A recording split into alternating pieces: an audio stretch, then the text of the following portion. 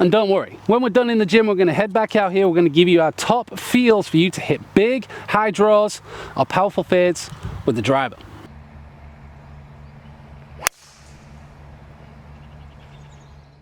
It's Stealth September, and whether you want to hit a draw or a fade off the tee, we're going to help you do that and hit it further. So how are we going to help you create the swing that you want with your driver off the tee?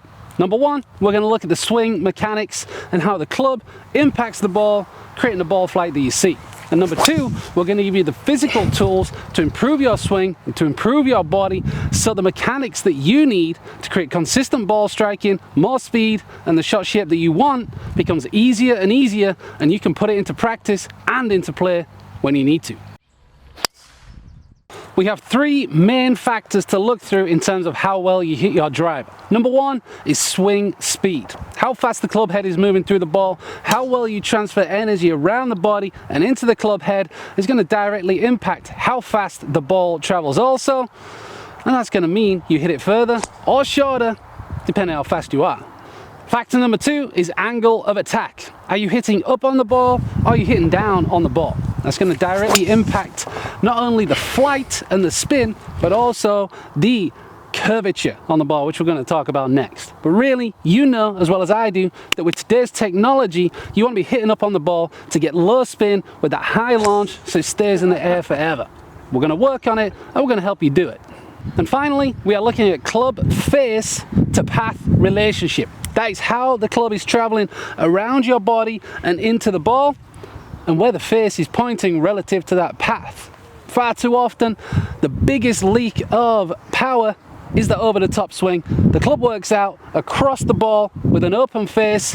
You know you're getting that big slice, okay? So many golfers struggle with that. You're not hitting as far as you can do. We want to see the club traveling around the body, and then relative to the shot you want to see, deliver the face, because the face is going to be roughly 4-to-1 in terms of where the ball flies, curvature, trajectory, and final resting position. So we need to be able to match that face up to the path to hit the shot that you want to see. Match that with your speed and your angle of attack, and you become one of the best drivers, well, watching this video. Let's leave it at that, okay? But we're going to talk about the draw and the fade, and then we're going to help you to add the speed, improve your angle of attack through your body mechanics, and deliver the swing so you hit the shots that you want to see.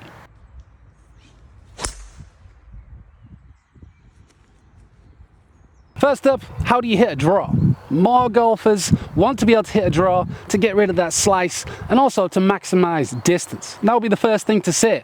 If you are slightly slower or if you're not moving as well as you possibly could do, you're probably going to be better off trying to hit a draw, keeping the ball in the air for longer, and therefore maximizing your distance. If we're slow and we hit a slice, we're increasing spin, we're reducing the time in the air, and that's not what we want to see, okay? So when we're going to hit a draw, very simply, we want to have the club traveling from in to out. So that's a positive swing path for the right-handed golfer, from behind your body, as an exaggerated feel, to outside of the ball. We need to swing out and around, and the face needs to be closing relative to the path, okay? Without getting too technical, the face needs to be close to the path, but not close to the target, otherwise it's going to finish left, okay? So that relationship is really important. So if we work through the ball, if the club is 5 degrees from in to out, if the club face is then 2 degrees close from there, you're going to see some great results. If you start to see that face go outside of the path, we're going to get into some trouble, okay? Another quick distinction here that we've seen with hundreds of golfers before is the push shot. Okay, if we're struggling with the slice, typically it's going to start left and finish way to the right. If you're swinging from the inside and the face matches the path, you're going to hit it pretty flush, but it's going to go to the right. Make sure when you're practicing, you understand the difference between the slice and the push so you can make some real progress.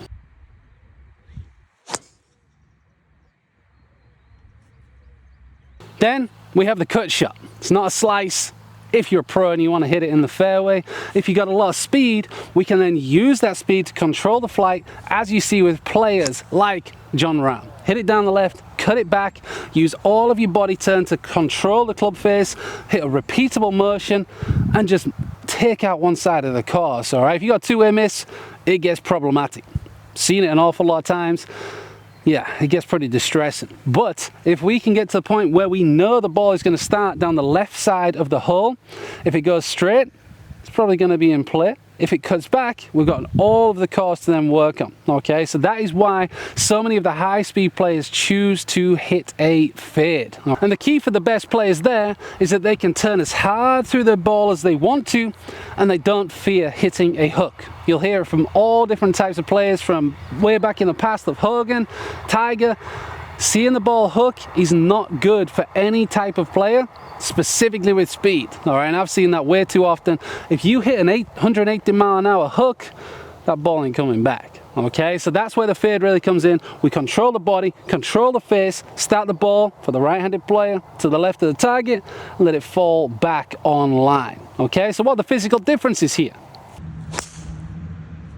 We know that technically the club is working into the ball in a different way, but physically, what's the difference? Okay, with the draw, what you'll feel is that as we clear the body, the hands can release an awful lot more. So what that gives a lot of golfers is the ability to add speed from that final lever, which is the hands. Okay, so if you're not moving the body that fast, or if you're not using the ground as well as you could do, getting to the inside, releasing the hands and adding speed through the ball to hit that draw is going to give you great results. Okay, it's also going to be probably a little easier on the body, because if we're not rotating and using the ground, you can work towards that, which we're going to help you do. But right now, let's hit that draw. For the cut shot, a high-speed player can really stay centered, use their powers of rotation, and then put pressure down on the ball. Okay, we said about turning as hard through the ball as possible.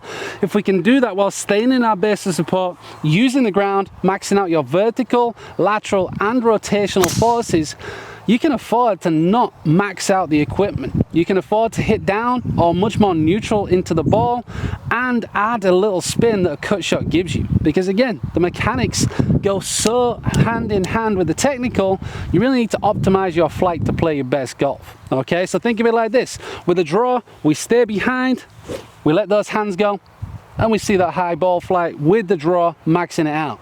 With the cut shot, we're going to feel as though we pull the body through, hands are leading a little bit more in that position. We match the face to the path, which is going to be out to in with a slightly open face, and therefore we know where it's going to start, and we keep that control on the higher end. So those are the differences between a draw and a fade. We want to add speed, we want to hit up on the ball, and we want to maximize our swing efficiency. You know where that's made? It's going to be in the gym. We're going to head over there right now. We've got two sequences. One, for those of you who are looking to maximize your ball flight with that high draw. Number two, those of you who are looking for extra control and power through the ball with the cut shot. Simple movements, extremely effective patterns and combinations. This is golf fitness. This is how you make progress. So how do we improve rotation in the gym? We're going to focus on two clear areas. Number one is range of motion, and number two is functional control of movement. Basically, your body has to have the ability to move, and then you need to know how to control that movement pattern. So we have two combinations here to do exactly that. The first two movements start with the T-spine split stance rotations. This is called the greatest stretch for a reason. We're going to get down into a deep lunge position, stretching out the hip flexors, getting deep into the lower body.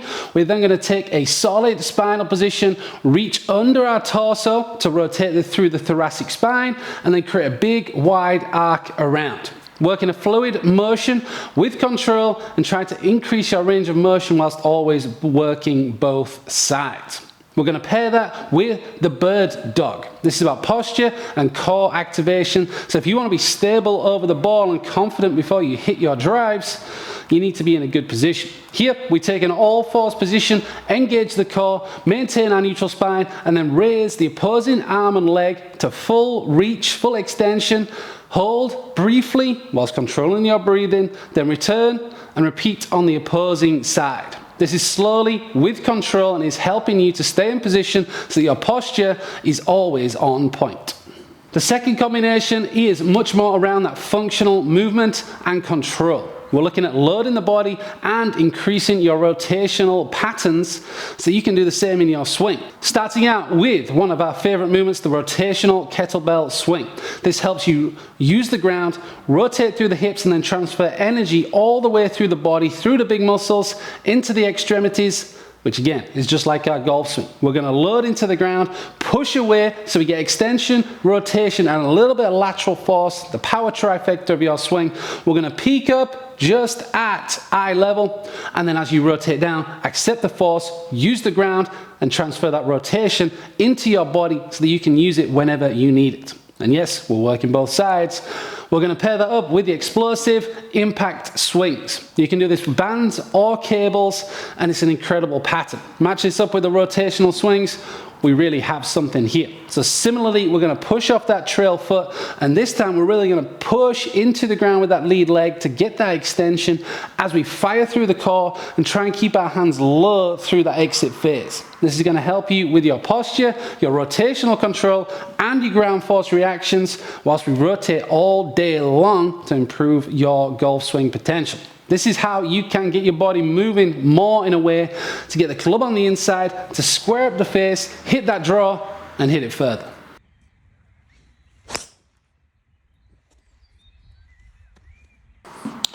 We've put sets and reps down in the description for you, and this is a great place to get started if you want to rotate more, improve your body, and hit power draws off the tee.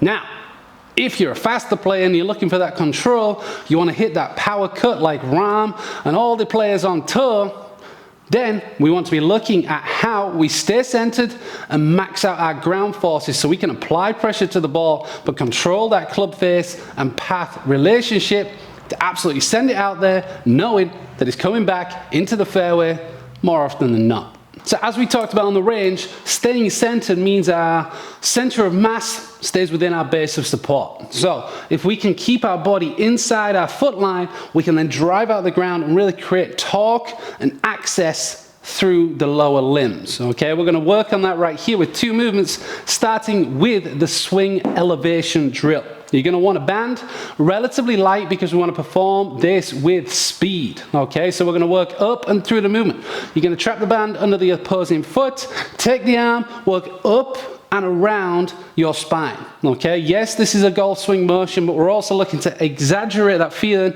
of working up and across the system, stretching the band for feedback and for increased speed and muscle activation as you work through that pattern. Yes, work both sides. We want to feel as though the body can rotate up, around, and in control so that you stay centered and create more rotation and speed throughout the swing.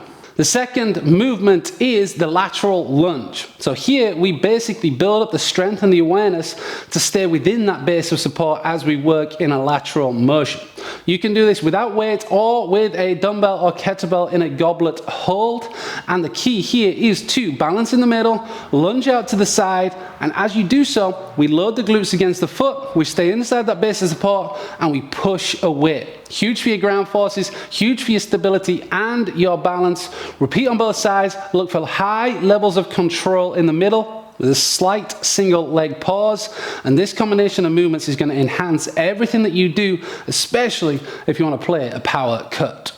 Our second set is all about speed and maximum acceleration out of the ground. Okay, we're going to start out with the split stance med ball slam. Here we go to that lower body asymmetry, so we challenge how we take our balance and coordination through an explosive pattern, and we work that vertical and rotational force creation. You're looking to work through this here with speed, with accuracy. Do not overload. We're looking to really slam this down, stay in balance, and hit consecutive reps. Again, we're going to work both sides so that our lower body knows how to use the ground, how to balance, and you can create speed and force and rotation all the way through. Pair that up with the rotational box jump. Okay, you can start low here. You can even do it without a box at all. It's all about the torque and rotation into the ground and then acceleration and turn through the air. So set yourself up, side onto the box. We're going to load down into the ground, prime the big muscles, work against the ground so you get those equal and opposite reaction forces. We push into the ground to accelerate away we turn 90 degrees in the air, and we land solid every single time. You can step down and take your time through the reps, or you can come down into a counter movement and use the ground in a fast twitch manner. Work both sides, use the ground, and juice up your golf swing. Yes, we have set some reps for the faders too. Get into the description and then get into the app. We're going to head back to the range right now with final thoughts. Make sure you know how to implement this, how it goes into your game, and how to golf strong. So you know technically how to hit the shot that you want, and now you know how physically to develop your body to allow you to do so. What are the main feels to get these shots more efficient and more effective when you go play? To hit the draw, for me, is all about loading up on the way back. If you make a full turn, load into your trail hip, your trail leg, and against the ground, the club is going to be working around the body much more effectively, giving you a much higher chance of swinging from in to out, and then extending up to create a positive angle of attack at the ball, releasing out for that high draw. So big load, big pressure into the ground, get behind the ball, and make that full turn. For the cut, it's really more about the feel through the ball. Okay, mechanics need to be solid. We need to use the ground, create that pressure, but as you go through the ball, you really want to feel as though your lead shoulder and the chest are leading the club a little bit left for the right-handed player through impact, so that you get the out to in swing path, keep the face open without flipping the hands, and hit that burner cut in the fairway deep all day long. Okay, so this is how you get your driver moving. It's still September. We want to see exactly how far you can go. Okay, so we're giving you what you need, but if you want to take it to the next level, go ahead, get your 7-day free trial to the GolfWhat app, get your training program, get your practice, your drills, your mobility, all there, ready for you to follow and make huge progress. We appreciate your time. Make sure you subscribe to the channel, tell your friends, and golf strong.